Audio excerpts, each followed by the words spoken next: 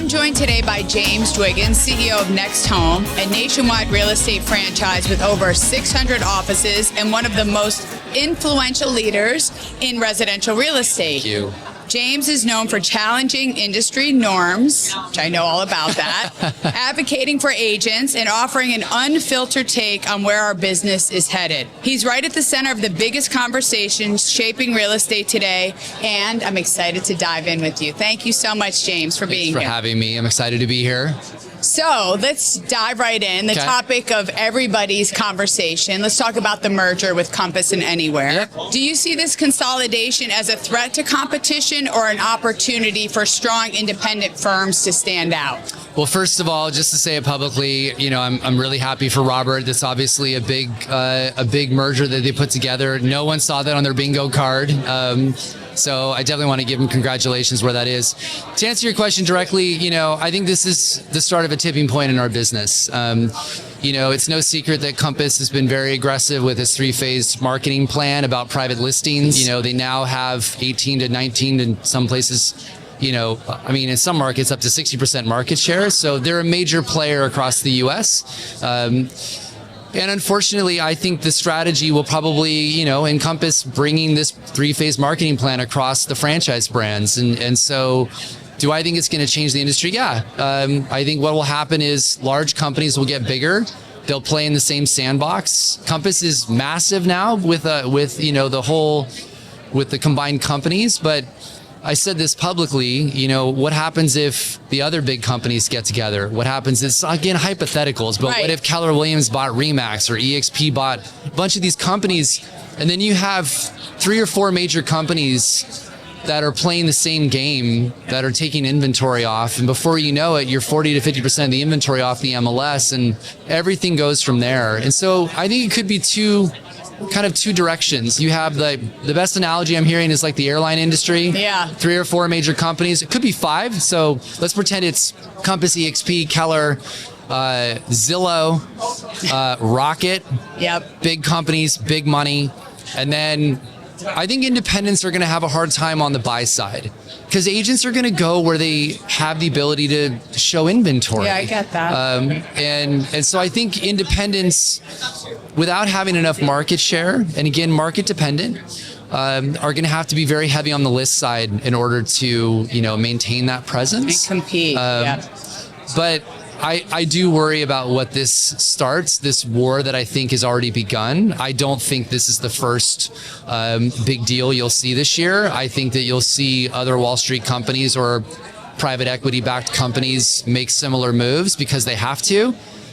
And the thing that we really should talk about is what this does to the consumer. And I am very vocal about how awful this experience already is becoming from a consumer perspective. And you and I we talked about this. Yes. We're on the same page. Leo's on the same page. A lot, have been talking about this and the issues it poses for consumers. They're the losers in this. Well, potentially. It's not even, but it is potentially, but let's just go to the fact I'm buying a house right now, Bess.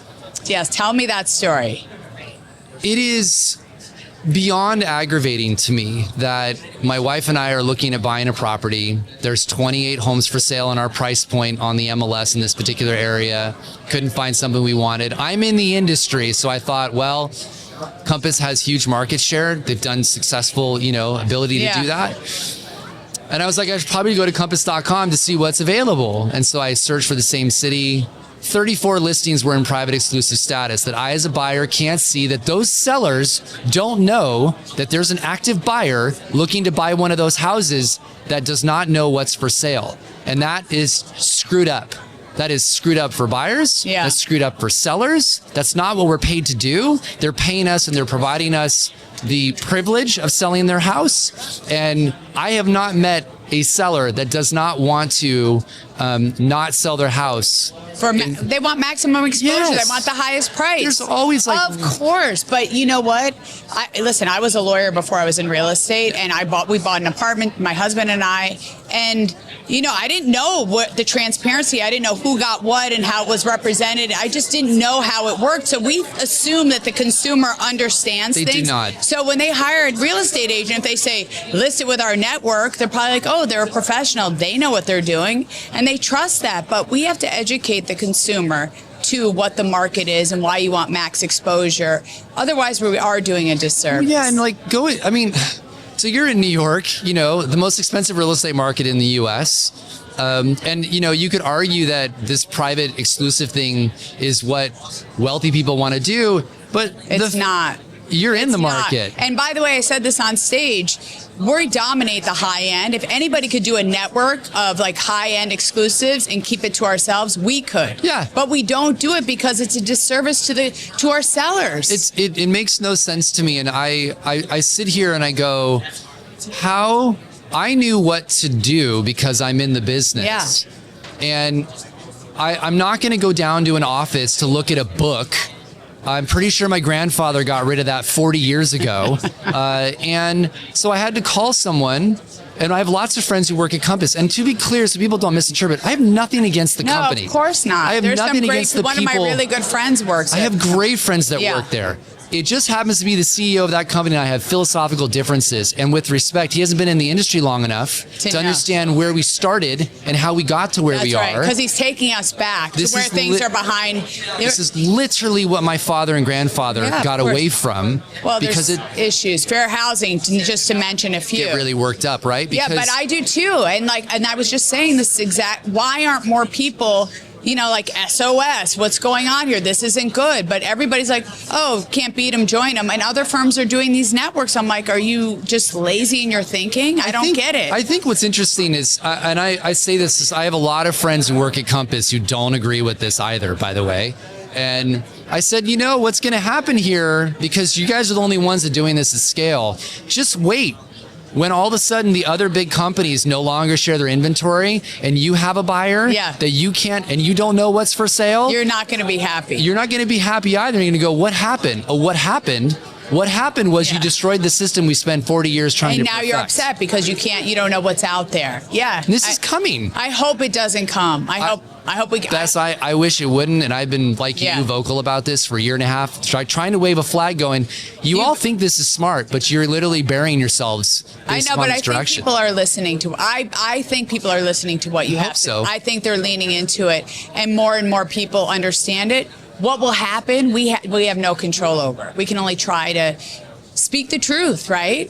I mean, that's all you can do. So. What do you think? So this morning in the session we had, Michael Leibowitz from Douglas Elliman was talking about how this merger, like all the brands are going to be one. There's no way they survive. Like Corcoran, maybe Sotheby's sticks around, but they have to get rid of expenses and branding. And do you see like those companies going away? Any sense of, or what do you think? I disagree with them on that. Yeah. I don't think that's how that goes at all. I could see some brands maybe like consolidating. Maybe Coldwell. Potentially. I mean, there's a lot of corporate-owned Coldwell Banker offices, and maybe those, convert where there's overlap into Compass, but maybe they get rid of one or two franchise brands that are on the lower end of the totem pole or need to be rebranded. But, to Robert's credit, he's got an interesting strategy. So, if you think about it this way, anybody who's scared about not having access to inventory, well, now he has a franchise chassis. It's like, oh, well, you're worried about, not being able to have access to our inventory. Pick one of the 4 flavors or 6 flavors of ice cream and that's true. And join in. So I think that, again, first of all, Robert's very smart. He's very calculated. He's not stupid. He knows what he's doing. That team knows what they're doing. I think that the part that they're betting on is how the industry responds. And I think this is where there'll be some miscalculations. I think the industry is going to respond in kind. There are very big moves. I'll give you an example. RE/MAX has the highest per person production of any real estate company in the United States. Period. Full stop. Okay. The end. That's it. I think it's 11, by the way. Okay. So think about the amount of inventory that company sells on an annualized basis. One of the big boys picks them up, and they are probably as big, if not bigger, than Compass. Right. So now you have two in that sandbox, right?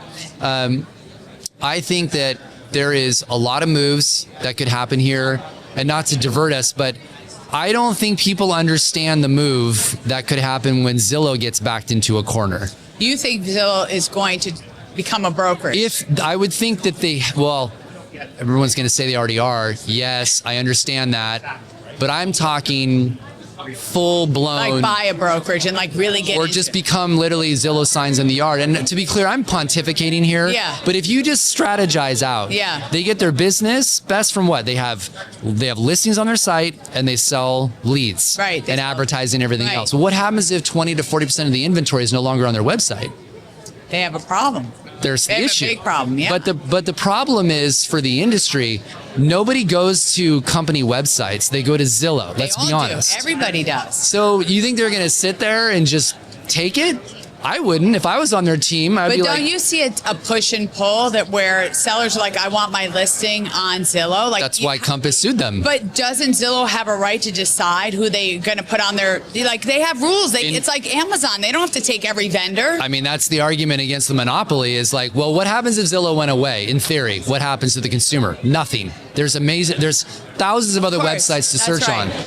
If I want to advertise in the New York Times and they say no, I can't claim that's unfair. They're a private business. So you either believe in that in America or you don't. You can't have both lanes. Yeah. That's what's frustrating. But to the point, if they get backed into a corner, they'll basically, it's in complete speculation, but they'll go, okay, fine. All you agents that get leads from us, which is like every top team in the country and every top agent, you got 30 days, move your license over to us or we're going to shut that lead pipeline off. And I guarantee you, and I say this with all the love in my heart to agents, they don't have that much loyalty to the companies they're at. They will 100% move companies because they don't want to lose that business. No, of course they don't want to lose. And they will strip everybody down of their top producers. Okay. And it's not just Compass. No, I get it. So you're saying that's something we should think about. We should be paying attention to that because this is the thing I've been saying publicly. Robert's acquisition, he's got $4 billion worth of debt. And it's a big number. That's what they were talking about this morning. That's a lot of debt. It's a lot of debt. Tiger by the tail is what everybody Sure, says. and I'm sure they have that number figured out. But what if all the top producing agents that are on Zillow Flex and are the teams on Zillow Flex from not only Compass, but from the franchise divisions where they're making roughly 6% get stripped out? Well, if the breakage is higher than the ones they formulated in their performas, they got a debt servicing problem. And I guarantee you Zillow's smart enough and has thought of this already. They're probably ahead of it. Of course they are. Yeah. This is a Wall Street game. Yeah, you know? That's what people were saying this morning. Yeah. The industry is still adjusting to the NAR settlements. What are the biggest misconceptions agents have about what's changed, and how are the smartest brokerages adapting their business models right now? Oh, this is like soapbox time. Every single company that is still sharing compensation with a competitor is going to get named in the second class action litigation. Now, let me explain. Okay, please do. So if you are collecting money and then sharing in that compensation with your competitor, that is the foundation for the class action we all just went through. Right. It's propping up compensation and sharing it with a competitor. So the settlement required it to be off the MLS. The spirit of the settlement was to separate compensation.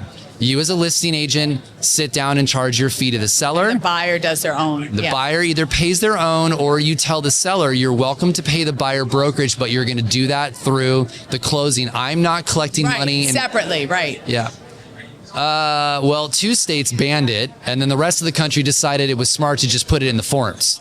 So let's just take the same practice out of the MLS and throw it in forms, as if the lawyers aren't going to come back in 4 years when the class is big enough to sue for the same thing all over again. So this is really simple, and I was named and paid out millions of dollars to do all of this. My lawyers are like, don't do that anymore. So it's really simple. You sit with the seller, you charge your fee. If you want to offer compensation, Mr. and Mrs. Seller, here's what I recommend we do. We don't advertise anything because why would you show them your hand? Yeah. Simply tell the buyer's agent and the buyer, we're willing to entertain any and all requests that you have. Just put it in your offer. Yeah. Let the buyer request what they need to close the transaction. It's not that your seller's not willing to No, cooperate. of course, They're just you have to do it that way. You just need, but across the country, Bess, most people are still doing it the old way. We're not. And I'm literally telling you, the lawyers are so smart. They're like, getting ramped up for that. wait 4 years, get a new class, sue everybody again, go back to the well all over again because our industry was too stupid to realize like what's going on. So bad. So like my company, Baird and Warner, EXP, Real, all these companies were like, we're not doing that anymore. The biggest issue is the companies that aren't. Yeah. That their agents call our listing agents, say, what are you offering for cooperation? And we go, our seller's willing to entertain any and all requests put in the offer. So you're not?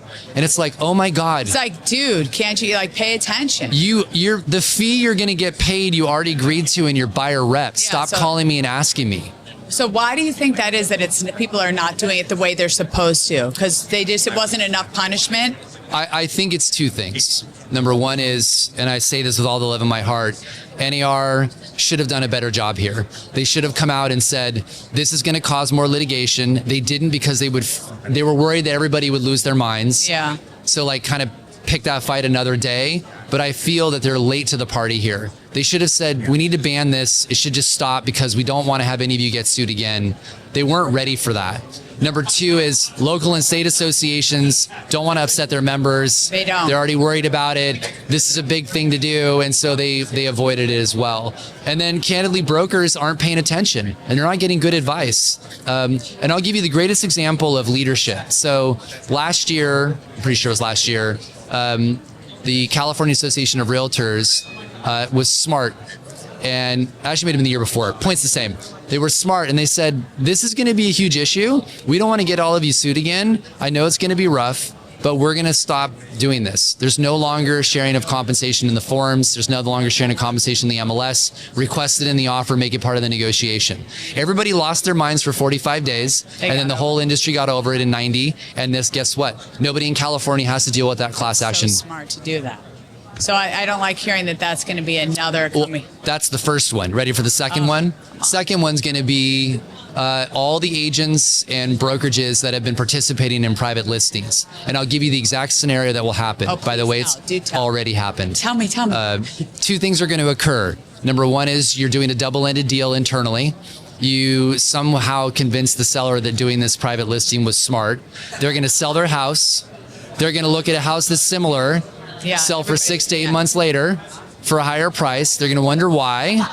Then they're going to look at what you told them and the lack of disclosures that you had and how you explained it and marketed it to them. And then what they're going to do is be part of a class. Why do I know that? Because the lawyers have already told me they're going to create a class out of this. They're just waiting for the class to be big enough.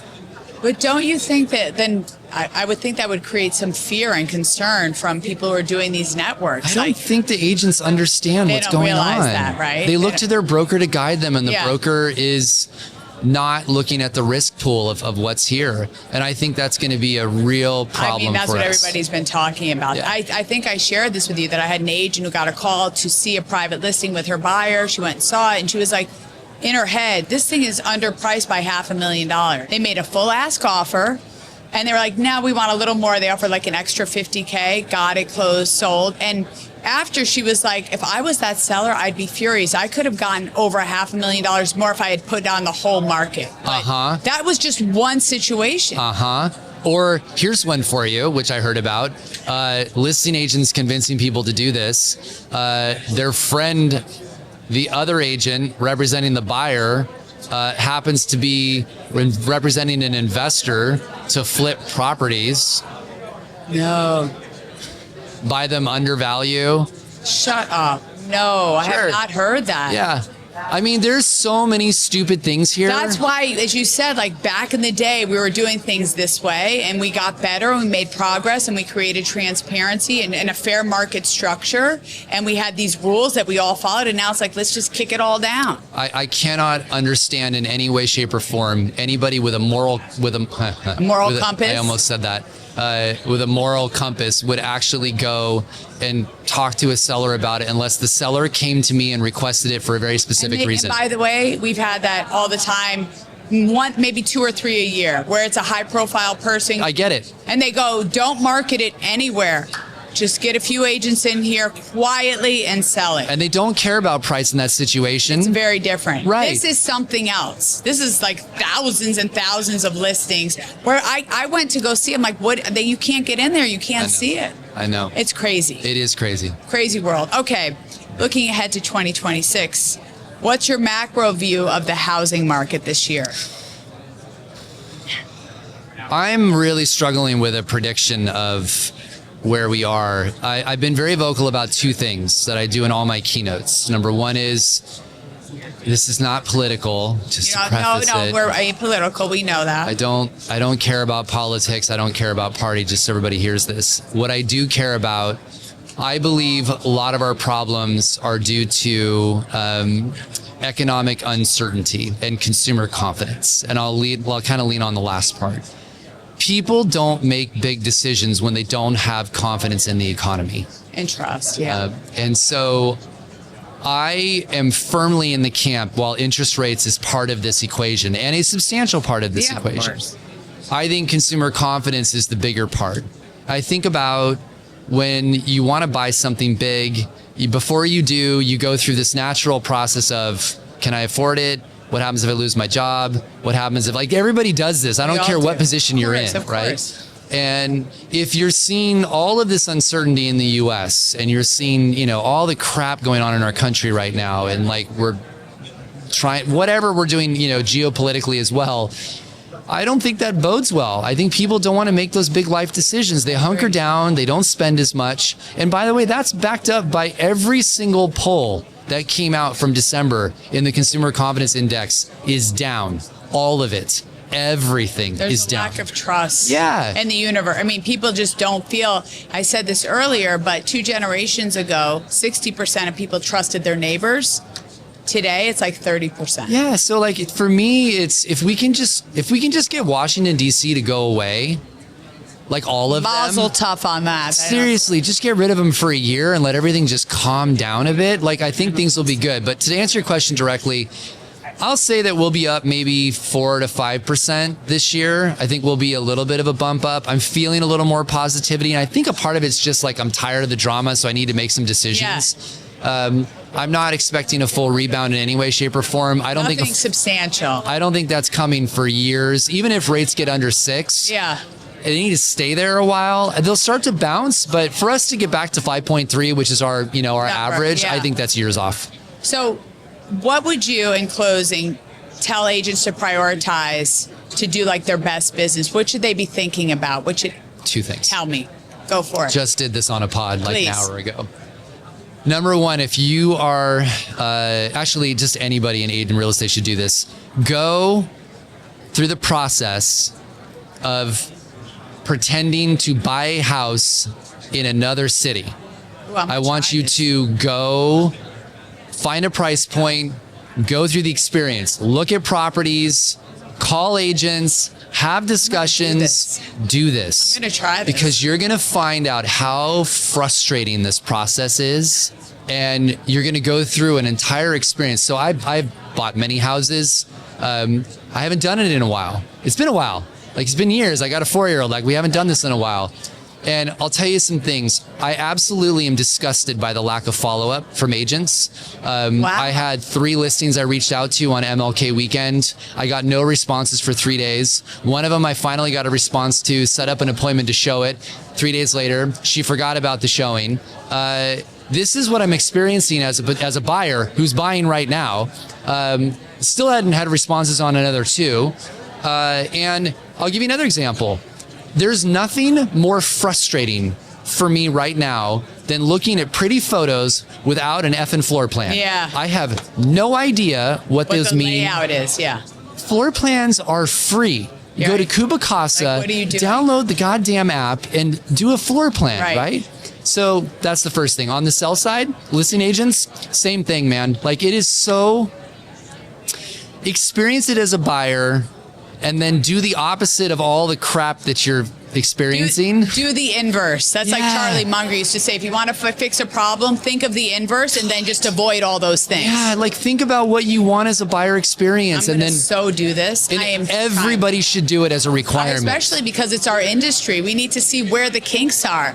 I love that idea. Start there and then just start to fix all these problems. Like you got to remember, and I said this with Jared James when I were on a pod together, and it was so important what he said. He was like, the consumer is going to research you a lot before they reach out. So true. I did a chat GPT on all the agents. I want to know who the listing agents were. What kind of business did they do? Are they going to be a good negotiator? Do they have any experience? Like just lots of stuff. But you got to be really smart about the fact that you don't get a first impression. The first impression occurred online. That's right. And what you did or didn't have there is already my first impression. So I'm making tons of decisions on what I want to do before I ever even call you. And then if you don't respond, now you're really in the shit box. Right. Then like you're done. Yeah. So like I think you have to think about that. And the final comment I'll leave you with is this. It's not about the way you want to do things as an agent. Respectfully, I don't care. It's not about you. It's about It's about me as the buyer. That's right. Like I'm investing into the most expensive transaction in this particular example I'm going to do in my life. Right. I'm going to spend millions of dollars on a house. I expect the agent to be responsive. Or even if you're spending $400,000, it's your biggest investment, whatever it is, like help me, be supportive, like treat me the right way. You know, you're right. This isn't complicated. It isn't. And I will always use an agent. And I'm not saying that because I'm in the industry. Like I agree I with genuinely want someone to help me through this emotional, complex transaction. I'm in the industry. I'm still using someone else. I want someone else to help me with that. That is an expert in that area. I don't care what the cost is.